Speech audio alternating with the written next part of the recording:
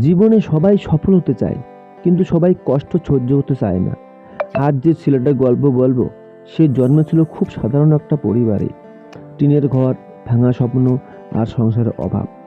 ছোটবেলা থেকেই সে বুঝে গিয়েছিল গরিব মানুষের স্বপ্ন দেখার জন্য অপরাধ। স্কুলে বন্ধুরা নতুন জামা পরে আসতো, আর সে পুরনো জামা লুকিয়েই বসে থাকতো। অনেক সময় টিফিন খাওয়ার টাকাও থাকতো না, তবুও মুখে হাসি থাকতো। কারণ সে জানতো নিজের কষ্ট কাউকে দেখালে মানুষ সহানুভূতি দেয়, সম্মান নয়। একদিন তার বাবা হঠাৎ অসুস্থ হয়ে পড়ল। সংসারের দায়িত্ব এসে পড়ল তার কাঁধে। যে বয়সে মানুষ বন্ধুর সাথে ঘুরে বেড়ায়, সেই বয়সে সে কাজ খুঁজতে বের হয়েছিল। কিন্তু কাজ এত সহজ ছিল না। যেখানে যেত মানুষ বলতো তুই পারবি না। কেউ তার গরিব চেহারা দেখে বিচার করত, কেউ তার কথা শুনেই হাসতো। প্রতিদিন অপমান নিয়ে বাড়ি ফিরত সে। রাতে মায়ের মুখটা দেখতো আর মনে মনে বলতো একদিন সব বদলে দেব।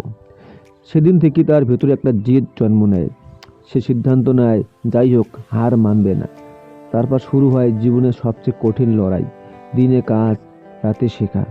ঘুম কমে যায়, বন্ধু কমে যায়, কিন্তু স্বপ্নটা বড় হতে থাকে। যখন সবাই আনন্দ করত, সে তখন নিজের ভবিষ্যৎ তৈরি করছিল।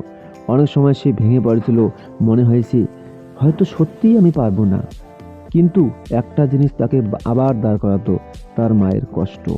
সে ভাবতো আমি হার মানলে পরিবারও হারবে, তাই আবার উঠে দাঁড়াতো।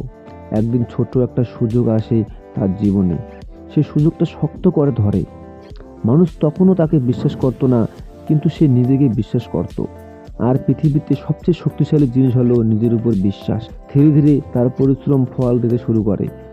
ছোট সফলতা আসে, তারপরে বড় সুযোগ। একদিন যে ছেলেটাকে সবাই অপমান করত, আর সেই ছেলেটাকেই সবাই সম্মান দেয়।